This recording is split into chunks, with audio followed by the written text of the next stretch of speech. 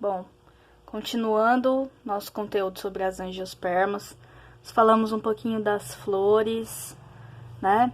Da estrutura de uma flor, dos cotilédones, das monocotiledôneas, dicotiledôneas, tudo que tem aí na florzinha. E a gente falou sobre a reprodução, né? Que as flores, elas são órgãos responsáveis aí pela reprodução das angiospermas. Os elementos reprodutores são as flores, porque elas são dotadas de nectários, que secretam néctar, e que atraem insetos para que façam a polinização. Então, é sempre assim, ó. O grão de pólen ele é carregado da antera de uma flor para o estigma da outra. A antera sendo a parte masculina de uma florzinha e o estigma a parte feminina da florzinha. Algumas flores são hermafroditas, outras não, tá? E aí assim acontece a reprodução. O grão de pólen atravessa o estilete, o tubo polínico, cai lá dentro do ovário, onde tem óvulos, fecunda, e aí forma os frutos. Então, na verdade, tá? Aqui eu tenho uma série de frutos, um desenho aqui que eu pintei, tá? Com uma série de frutos para mostrar para vocês. E vamos falar um pouquinho mais sobre eles, tá? Bom, então o fruto nada mais é do que o ovário desenvolvido. A respeito da polinização, ela pode ser natural, feita pelos insetos, ou pode ser artificial, feita pelo homem, tá? Quais insetos a gente pode ter? Abelhas, principalmente, tá? As abelhas, elas são extremamente importantes para esse processo. Podemos ter alguns pássaros, beija-flor, morcegos, até pelo vento e até pela água. Cada um desses processos recebe um nome especial. Entomofilia, quando é por insetos. Ornitofilias, quando é por pássaros. Quiropterofilia, morcegos. Anemofilia, vento. Hidrofilia, água, tá? Então, a fecundação, tá? Aqui tá o processo para vocês explicarem com as palavrinhas de vocês, mas vamos lá, ó. Então, você tem aqui a antera, os grãos de pólen de um androceu, tá? Aqui você tem o receptáculo floral. Aqui não tá representado as pétalas nem as sépalas, tá representado apenas o órgão reprodutor, tá? Através da polinização, que pode ocorrer por uma das formas citadas aqui atrás, tá? Uma dessas formas aqui, pode ocorrer a fecundação, né? A polinização, perdão. O que que vai acontecer? Lá no gineceu da outra florzinha, os grãos de pólen vão atravessar, vão cair aqui no estigma, atravessar o estilete, entrar aqui dentro desse óvulo e encontrar os ovários, tá? É o que tá acontecendo aqui, ó. Grãos de pólen caindo dentro do ovário, formação do tubo polínico. Acontece a fecundação. Após a fecundação, o óvulo transforma-se em uma semente e o ovário forma um fruto. Então, olha que bacana, ó. Os óvulos formam as sementes e os ovários formam os frutos.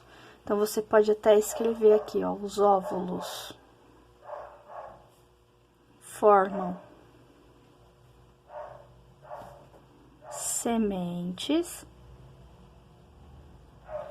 e os ovários formam os frutos. E o processo, né, ele tá nesse sentido aqui que eu falei pra vocês. Beleza, pessoal? Dando continuidade mais um pouquinho. Formação dos frutos. Então, o fruto é resultado do desenvolvimento ou espessamento do ovário ao redor da semente durante o seu desenvolvimento.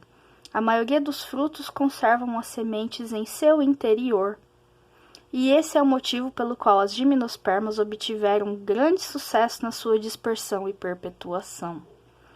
As paredes do ovário sofrem espessamento e formam partes suculentas e carnosas, chamadas de pericarpo. Esta, por sua vez, é composta de 3 camadas: epicarpo, mesocarpo e endocarpo. O epicarpo é a parte mais externa, seria como se fosse a casquinha da sua fruta, tá? Do seu fruto. O mesocarpo é a parte intermediária, né? A parte carnuda da frutinha que você está comendo. E o endocarpo seria aquilo que envolve a semente, o endocarpo como sendo a parte mais interna. Essas 3 formam o que a gente chama de pericarpo, tá? Então, só ressaltando de novo, ó.